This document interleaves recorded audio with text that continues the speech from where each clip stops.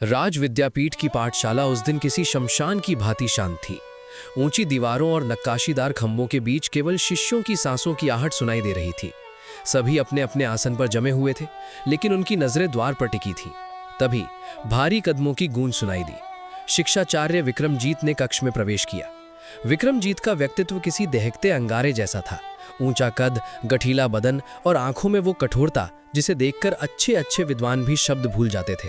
उनकी नजरें पूरे कक्ष में घूमी और एक कोने में जाकर ठहर गईं, जहां ईशानी अपना सिर झुकाए बैठी थी। ईशानी! विक्रमजीत की दहाड़ गूंजी। ईशानी का वजूद कांप उठा। वो धीरे धीरे सहमी हुई कदमों से चलकर विक्रमजीत के सामने आकर खड़ी हो गई। उसकी आंखें जमीन की ओर थीं। अगले ही पल विक्रमजीत ने उसके हाथों से शास्त्र पाठ का लेखन छीना और उसे बीच से फाड़कर दो टुकड़े कर दिए। पन्ने हवा में उड़ते हुए ईशानी के चेहरे से टकराकर नीचे बिखर गए। कितनी बार समझा चुका हूं कि दूसरों की प्रतिभा चुराकर मेरे सामने मत आया करो। विक्रमजीत का चेहरा गुस्से से तमतमा रहा था। अगर शास्त्र सीखने की बुद्धि नहीं है तो किताबें छोड़ो और घर की रसोई संभालो। कम से कम वहां तुम किसी काम तो आओगी। पूरी पाठशाला में सन्नाटा छा गया। ईशानी की आंखों में आंसू तैर रहे थे, लेकिन उसने पलटकर एक शब्द नहीं कहा।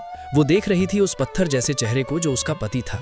वो पति जिसके घर की चाकरी और सेवा में उसने अपनी रातें गुजार दी थी और इसी वजह से वो अपना लेखन समय पर पूरा नहीं कर पाई थी। वही इंसान आज उसे सबके सामने जलील कर रहा था।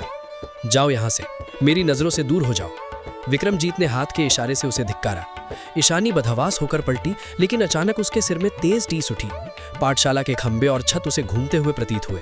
अगले ही पल वो मूर्छित होकर गिरने लगी।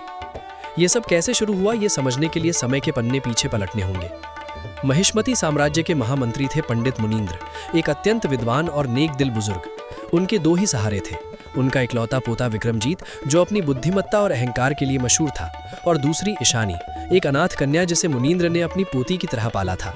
ईशानी के माता पिता की मृत्यु एक दुर्घटना में हुई थी। तब से वो मुनींद्र की छत्र छाया में पली बढ़ी थी। वो स्वभाव से शांत, सरल और बेहद सहनशील थी। मुनींद्र का सपना था कि विक्रमजीत और ईशानी का विवाह हो जाए ताकि उनका परिवार सदा के लिए सुरक्षित रहे। विवाह से कुछ दिन पहले मुनींद्र के कक्ष में एक भीषण बहस हुई थी। ये अन्याय है दादाजी, विक्रमजीत गुस्से में चिल्लाया था। आप मुझे मेरी पसंद के विरुद्ध विवाह करने पर मजबूर नहीं कर सकते। मुनींद्र ने शांत स्वर में कहा, विक्रम, ईशानी इस घर की लक्ष्मी है। मैंने उसे वचन दिया है, लेकिन मैं विशाखा से प्रेम करता हूँ। विक्रमजीत ने अपनी जिद दोहराई। विशाखा एक नर्तकी की पुत्री थी जो अपनी सुंदरता और कला से विक्रम को वशीभूत कर चुकी थी। विक्रम के लिए ईशानी केवल एक दब्बू लड़की थी जिसका अपना कोई वजूद नहीं था। मुनींद्र का स्वर कठोर हो गया। यदि तुमने ईशानी से विवाह नहीं किया तो तुम्हें इस राज्य की संपत्ति और पद से हाथ धोना पड़ेगा। मैं तुम्हें बेदखल कर दूंगा। विक्रमजीत की मुट्ठियां भिज गईं। वो जानता था कि दादाजी अपनी बात के पक्के हैं। हार मानकर उसने विवाह के लिए हाँ तो कह दी, लेकिन एक शर्त के साथ। मैं विवाह तो करूंगा, लेकिन वो कभी मेरी पत्नी नहीं बन पाएगी। मैं उसे कभी वो सम्मान नहीं दूंगा जिसकी वो हकदार है। विवाह का दिन आया।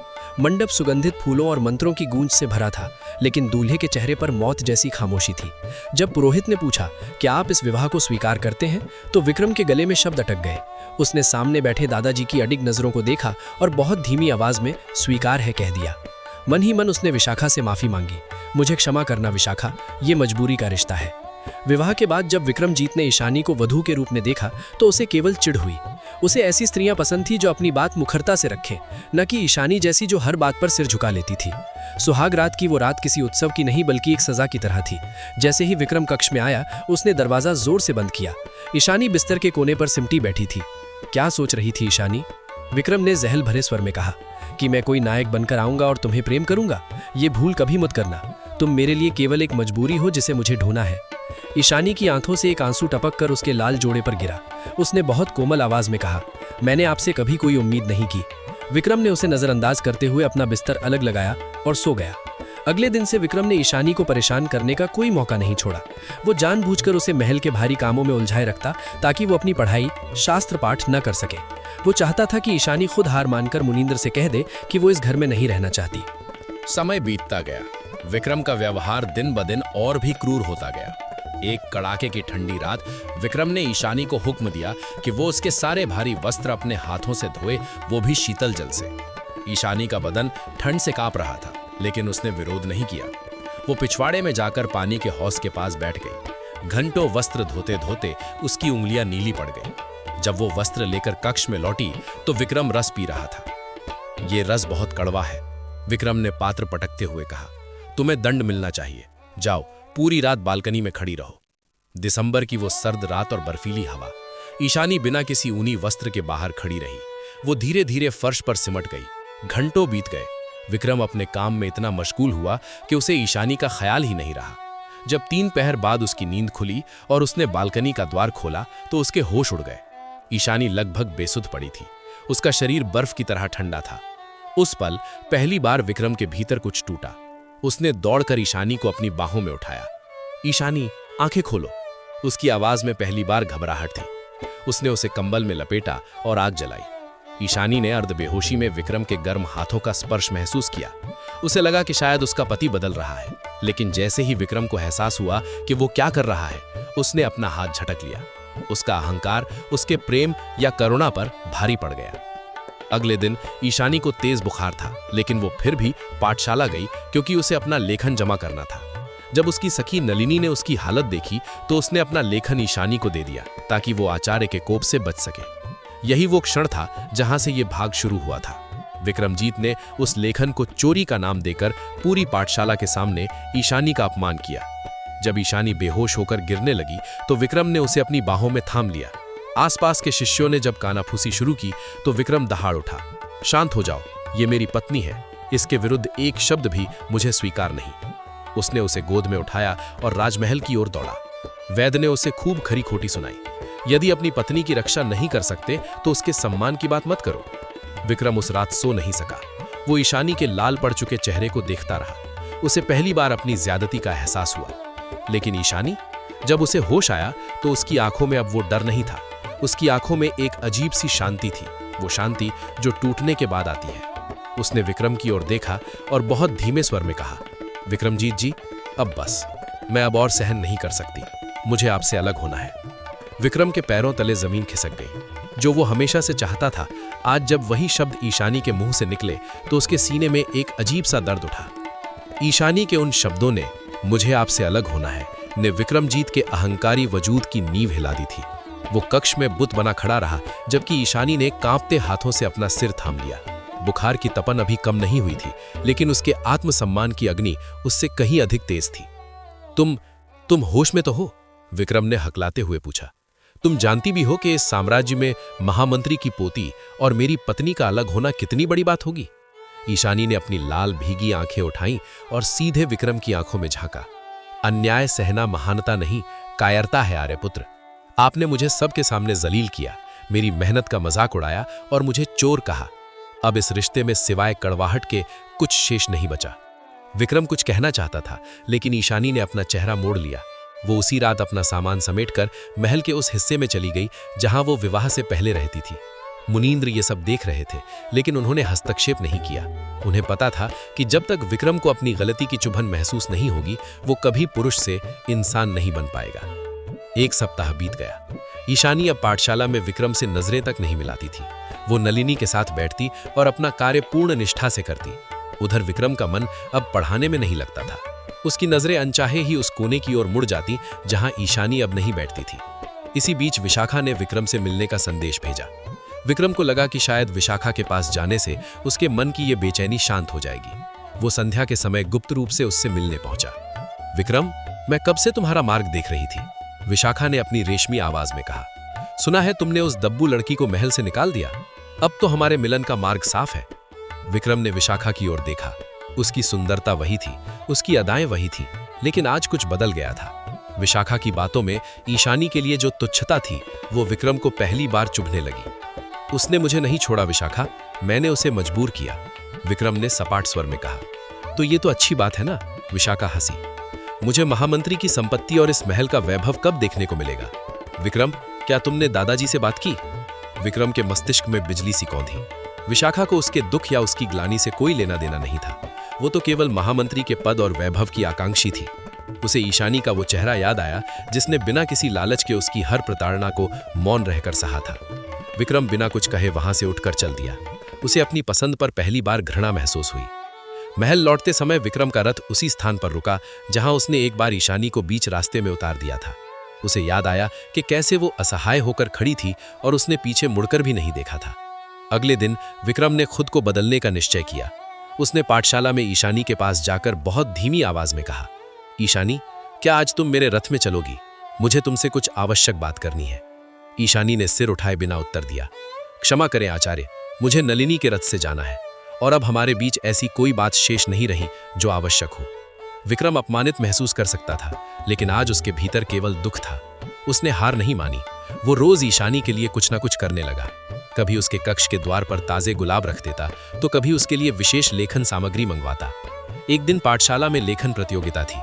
सभी शिष्यों को एक कठिन विषय दिया गया था। ईशानी ने अपनी पूरी आत्मा उस लेखन में झोंक दी। जब विक्रम ने उसे पढ़ा तो वो दंग रह गया। वो लेखन न केवल सटीक था, बल्कि उसमें जीवन का गहरा दर्शन था। विक्रम सबके सामने खड़ा हुआ और बोला, आज मैं एक घोषणा करना चाहता हूँ। पिछले दिनों मैंने ईशानी के साथ जो व्यवहार किया, वो एक गुरु और एक पति के रूप में अक्षम्य था। उसका लेखन मौलिक था और मेरा अहंकार अंधा। ईशानी का ये कार्य आज की प्रतियोगिता में सर्वश्रेष्ठ है। पूरी पाठशाला तालियों से गूंज उठी, लेकिन ईशानी की आंखें भर आईं। ये पहली बार था जब विक्रम ने सार्वजनिक रूप से अपनी हार स्वीकार की। उसी रात राज्य पर एक संकट आन पड़ा। महामंत्री मुनींद्र की तबीयत अचानक बिगड़ गई। राजवैद्य ने कहा कि उन्हें एक विशेष औषधि की आवश्यकता है जो केवल दूर दराज की पहाड़ियों पर मिलती है और वहां जाने का मार्ग अत्यंत दुर्गम है। विक्रम व्याकुल हो उठा। मैं जाऊंगा, उसने घोषणा की। मैं भी आपके साथ चलूंगी, ईशानी का स्वर पीछे से आया। नहीं ईशानी, वो मार्ग असुरक्षित है, विक्रम ने उसे रोकना चाहा। दादाजी ने मुझे भी पाला है, ये मेरा कर्तव्य है, ईशानी ने दृढ़ता से कहा। यात्रा के दौरान दोनों को प्रकृति के प्रकोप और एक दूसरे के मौन का सामना करना पड़ा। एक रात पहाड़ी गुफा में शरण लेते समय भीषण वर्षा होने लगी। ईशानी ठंड से कांपने लगी। विक्रम ने बिना कुछ सोचे अपना ऊनी लबादा उसे उड़ा दिया। आप क्या करेंगे? ईशानी ने पूछा। तुम्हारी सुरक्षा ही मेरा प्रायश्चित है ईशानी, विक्रम ने उसकी आंखों में देखते हुए कहा। उस रात पहली बार दोनों ने घईटो बातें की। विक्रम ने अपने बचपन के डर, अपने अहंकार और अपनी गलतियों को ईशानी के सामने खोल कर रख दिया। ईशानी ने सुना और महसूस किया कि पत्थर अब पिघल रहा है। औषधि लेकर जब वे वापस लौटे और मुनींद्र की स्थिति में सुधार हुआ, तब विक्रम ने ईशानी के सामने हाथ जोड़ लिए। ईशानी, मैं जानता हूं कि मैंने तुम्हारे वजूद को बहुत गहरे जख्म दिए हैं। मैं ये नहीं कहता कि तुम मुझे तुरंत माफ कर दो, लेकिन क्या तुम मुझे एक अवसर दे सकती हो कि मैं उन जख्मों पर मरहम लगा सकूं? ईशानी ने विक्रम के चेहरे को देखा, जहां अब क्रोध की जगह करुणा और सम्मान था। एक अवसर, ईशानी ने धीरे से कहा, लेकिन इस बार ये रिश्ता मेरी शर्तों पर होगा।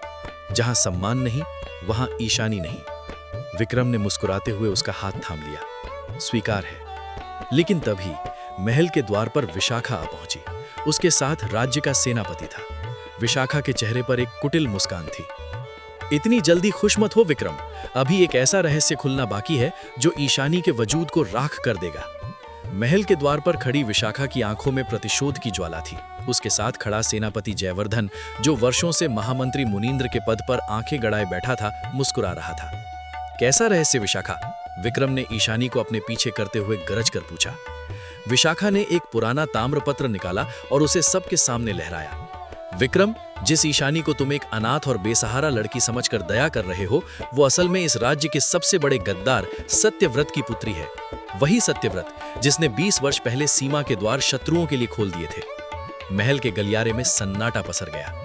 ईशानी का चेहरा सफेद पड़ गया। उसने अपने दादाजी यानी मुनींद्र की ओर देखा, जिनकी आंखें झुकी हुई थीं। क्या ये सच है दादाजी? विक्रम की आवाज कांप रही थी। मुनींद्र ने भारी आवाज में कहा, यह सच है कि वो सत्यव्रत की पुत्री है, लेकिन सत्यव्रत गद्दार नहीं था। उसे षड्यंत्र में फंसाया गया था। मैंने उसे वचन दिया था कि मैं उसकी पुत्री को एक नई पहचान दूंगा। सेनापति जयवर्धन ने तलवार म्यान से निकाल ली। कानून की नजर में गद्दार की संतान भी गद्दार ही होती है। इसे अभी बंदी बनाओ। सैनिक ईशानी की ओर बढ़े, लेकिन इससे पहले कि कोई उसे छू पाता, विक्रमाजीत उनकी राह में दीवार बनकर खड़ा हो गया। उसने अपनी तलवार खींच ली, जिसकी चमक बिजली जैसी थी। पीछे हट जाओ। विक्रम की दहाड़ महल की छतों से टकराई। ईशानी आज इस राज्य की कुलवधू है। इसके अतीत से अधिक पवित्र इसका वर्तमान है। जो इसके सम्मान पर हाथ उठाएगा, उसे पहले विक्रमाजीत के रक्त से गुजरना होगा। सेनापति ने उपहास किया। एक स्त्री के मोह में तुम राज्य से द्रोह करोगे विक्रम? ये मोह नहीं, न्याय है, विक्रम ने उत्तर दिया। विशाखा, तुमने और सेनापति ने मिलकर दादाजी को जहर देने का प्रयास किया ताकि सत्ता हथिया सको। मेरे पास उन गुप्त दूतों के प्रमाण हैं जिन्हें तुमने पहाड़ियों पर भेजा था। विशाखा के चेहरे की रंगत उड़ गई। सेनापति ने हमला करने का आदेश दिया, लेकिन विक्रम की वद्युकला के सामने वे टिक न सके। कुछ ही पलों में विक्रम ने सेनापति को परास्त कर दिया और महल के रक्षकों ने गद्दारों को बंदी बना लिया। षड्यंत्र का अंत हुआ। विशाखा और सेनापति को कारागार भेज दिया गया, लेकिन ईशानी अभी भी उसी स्थान पर जड़ खड़ी थी। उसकी आंखों से आंसू अविरल बह रहे थे। उसे लग रहा था कि उसका पूरा वजूद एक झूठ पर टिका था। वो बिना कुछ कहे अपने कक्ष की ओर जाने लगी। तभी विक्रम ने उसे रोक लिया। कहाँ जा रही हो ईशानी? वहां जहां एक गद्दार की बेटी को होना चाहिए, उसने रुंधे गले से कहा। आप मुझ पर उपकार मत कीजिए आर्यपुत्र, अब तो समाज भी मुझे स्वीकार नहीं करेगा। विक्रम ने उसके दोनों कंधे थामे और उसे अपनी ओर घुमाया। उसकी आंखों में वो कठोरता अब पूरी तरह लुप्त हो गई थी। वहां केवल अगाध प्रेम था। समाज क्या कहेगा इससे मुझे कभी फर्क नहीं पड़ा ईशानी। पहले मेरा अहंकार बाधा था और आज तुम्हारी ग्लानि। लेकिन सत्य यह है कि तुम इस महल की आत्मा हो। तुमने पत्थर को इंसान बनाया है। क्या तुम अपने इस शिष्य को छोड़कर चली जाओगी? ईशानी ने उसकी आंखों में वो सच्चाई देखी जिसके लिए वो बरसों से तरस रही थी। उसने अपना सिर विक्रम के चौड़े सीने पर टिका दिया और फूट फूट कर रो पड़ी। विक्रम ने उसे अपनी बाहों के घेरे में भर लिया। ये घेरा अब कैद नहीं, उसका सुरक्षित संसार था। कुछ महीने बीत गए। राज विद्यापीठ में फिर से हलचल थी। आज का दिन विशेष था क्योंकि आज सर्वश्रेष्ठ विद्वान का सम्मान किया जाना था। विक्रमाजीत मंच पर खड़े थे। उन्होंने घोषणा की, विद्या केवल ग्रंथों में नहीं, आचरण में होती है। और इस वर्ष का राजरत्न सम्मान मेरी पत्नी और मेरी मार्गदर्शिका ईशानी को जाता है। ईशानी, जो अब पहले की तरह सहमी हुई नहीं थी, आत्मविश्वास के साथ आगे बढ़ी। उसने सम्मान ग्रहण किया और फिर विक्रम की ओर मुड़ी।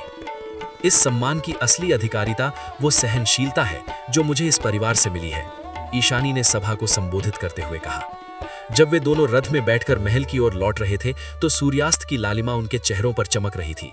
विक्रम ने धीरे से ईशानी का हाथ थाम लिया। उस दिन तुमने कहा था कि तुम उस मिट्टी की बनी हो जिससे मैं नहीं बना, विक्रम ने मुस्कुराते हुए कहा।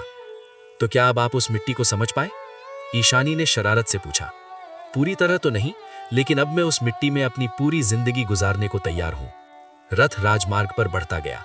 पीछे राज विद्यापीठ की इमारत खड़ी थी जो गवाह थी एक ऐसी कहानी की जहां अहंकार की अग्नि प्रेम की शीतल जल में विसर्जित हो गई थी। अब वहां कोई पत्थर दिल नहीं था, केवल दो धड़कते हृदय थे जो एक दूसरे के सम्मान में धड़क रहे थे।